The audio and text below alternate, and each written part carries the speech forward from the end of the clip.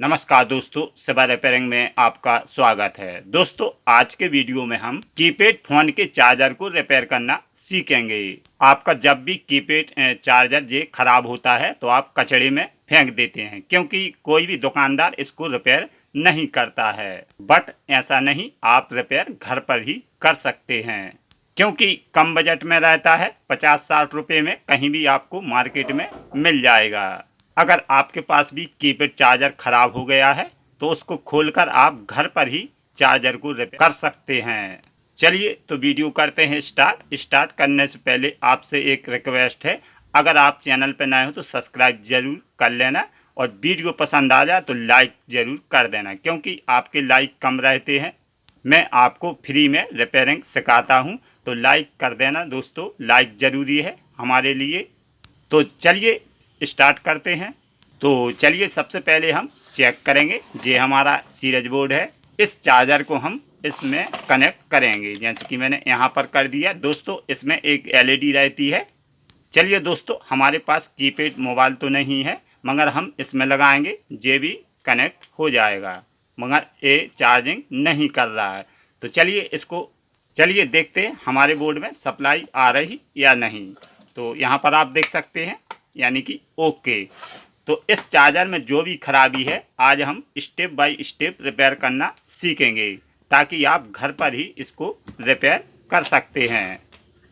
चलिए इसको ओपन करते हैं। आपको पेंचकस लगाना, आराम से इसको ओपन। इसमें लॉक रहते हैं दोस्तों, तो ये यहाँ से यहाँ पर लगाएंगे। चलिए, ये निकल गया। चार्जर खोलने के बाद आपको पीसीबी ध्यान से देखना है कि कोई हमारा कंपोनेंट फटा हुआ या जला हुआ तो नहीं है। बट हमें अभी कोई कंपोनेंट जला हुआ नहीं दिख रहा है। सबसे पहले आपको यहाँ पर जो हमारा एसी इनपुट होता है, तो यहाँ पर हम 2 वायर लेंगे, यहाँ पर हम कनेक्ट कर देंगे। फिर हम इसके आउटपुट देखेंगे कि हमारे आ रहा है या नहीं। हमने न्यूट्रल फेस एसी लगा दिए हैं। अब एसी लगाने के बाद आपको यहाँ पर आउटपुट वोल्टेज देखना है कि हमारे 5 वोल्ट आउटपुट पर यहाँ पर मिल रहा है। अगर मिल रहा है तो आपकी ये केबल ख़राब है, अगर नहीं मिल रहा है तो हमारा चार्जर डेड है। तो चलिए चेक करते हैं। चलिए सबसे पहले हम एसी वोल्टेज देखेंगे, ताकि हमारे आ रहा है या नहीं। तो 750 आपको एसी पर रखना है। एसी पर रखने के बाद यहाँ पर हम सबसे पहले इनपुट देखेंगे कि हमारे आ रहा है या नहीं। तो मीटर पर ध्यान दीजिए, 239 या 40 वोल्टेज हमारे एसी आ रहे हैं। अब इसके बाद दोस्तों हम आउटपुट देखेंगे, जहां पर आपकी जो केबल लगी या कोई भी सॉकेट लगा है तो वहां पर आपको वोल्टेज देखना है। तो मीटर को ले जाएंगे हम 20 वोल्ट डीसी पर रखने के बाद यहाँ पर लगाएंगे। चलिए, कोई भी आउटपुट वोल्टेज नहीं है। चलिए दोबारा बताते आपको, प्लस का प्लस और माइनस का माइनस। तो यहाँ पर कोई भी वोल्टेज नहीं है, इसका मतलब है हमारा चार्जर डेड है। दोस्तों, हमारा चार्जर डेड क्यों पड़ जाता है? हाई वोल्टेज आने पर ख़राब हो जाता है। यानी कि आप कम बजट में इसको घर पर ही रिपेयर कर सकते हैं। रिपेयर करना बिल्कुल आसान है। 50-60 रुपये का आता है, कहीं भी मार्केट में मिल जाएगा, मगर आपका 1-2 रुपये में रिपेयर हो जाता है। तो आप घर पर ही इस चार्जर को रिपेयर कर सकते हैं। कोई भी दुकानदार के पास ले जाओगे तो वो कीपैड चार्जर को रिपेयर नहीं करता है, तो आप घर पर कीजिए। तो चलिए ये हम यहाँ पर ये निकाल देते हैं। तो मैंने ये इनको निकाल दिया। ऐसे आपका चार्जर डेड है, तो सबसे पहले आपको क्या देखना है, चलिए आपको हम बताते हैं। दोस्तों, आपके पास कोई भी एसएमपीएस हो, उसमें 2 सेक्शन रहते हैं, या आपकी डीटीएच सप्लाई हो या चार्जर हो। तो एक हमारा इस साइड का प्राइमरी रहता है, इस साइड का हमारा सेकेंडरी।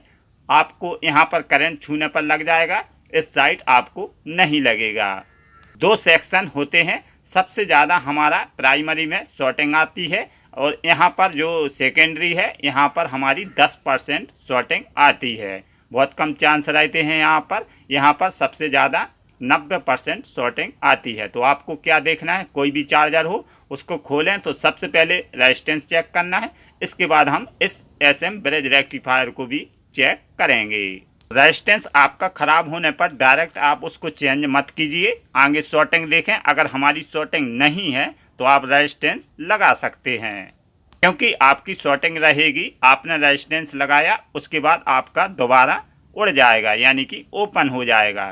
तो सबसे पहले आपको मीटर से आगे शॉर्टिंग देखना है। चलिए सबसे पहले हम यहाँ पर देखेंगे SM ब्रिज रेक्टिफायर है जो हमारा, यहाँ पर जो AC है इस साइड आपको देखना है कि हमारी कोई रीडिंग या कोई शॉर्टिंग नहीं आना चाहिए।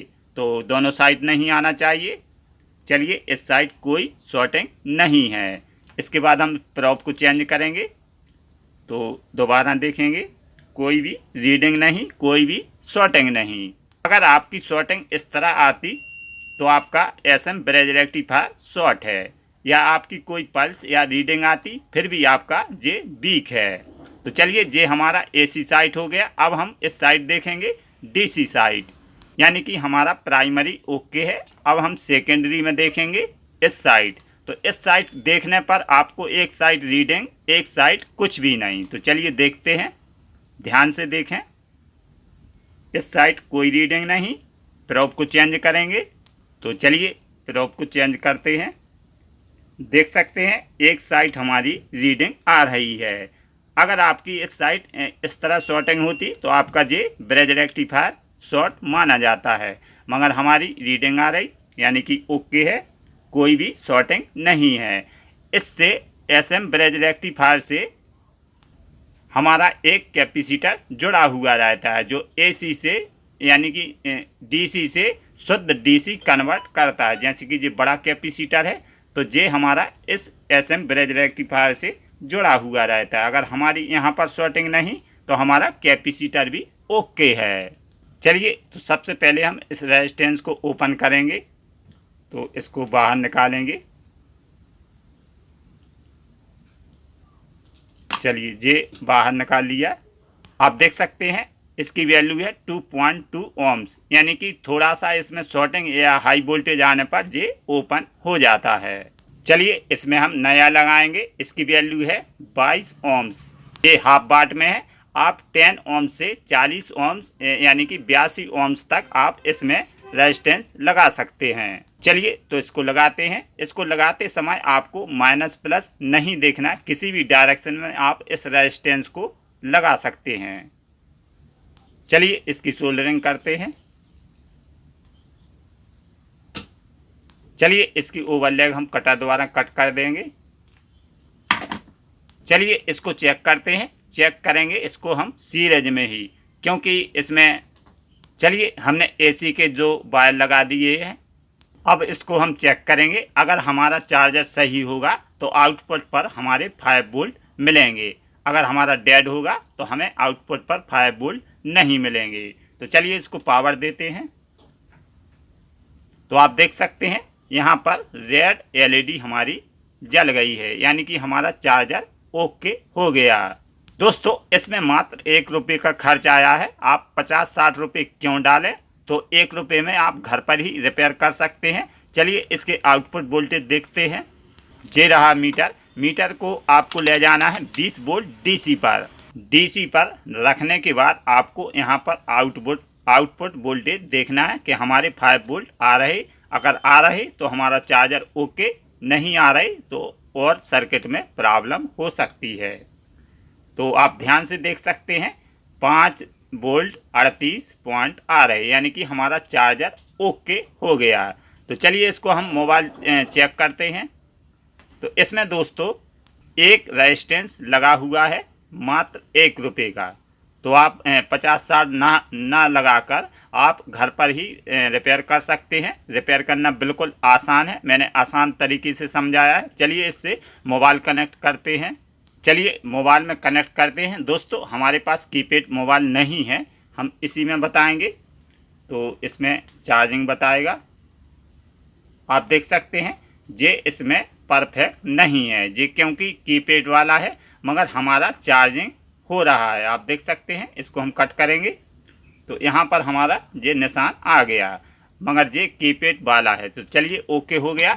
इस तरह आप चार्जर को रिपेयर कर सकते हैं। आपके पास कीपैड वाला चार्जर हो या एंड्रॉयड चार्जर हो, उसको भी रिपेयर करने का तरीका एक ही रहता, मैंने पहले बताया है। कोई भी चार्जर हो, छोटा हो या बड़ा हो, उस चार्जर को ओपन कीजिए, उसको देखिए, चेक करिए कौन सी प्रॉब्लम आने पर डेड पड़ गया है, तो हमारे वीडियो द्वारा आप रिपेयर कर सकते हैं। चलिए दोस्तों, आपको अगर इस वीडियो में नॉलेज मिला हो या कोई अच्छी जानकारी मिली हो तो चैनल को कीजिए सब्सक्राइब और लाइक ज़रूर कर देना। लाइक आपके कम रहते हैं। चलते हैं दोस्तों, मिलेंगे अगले वीडियो में। Thank you.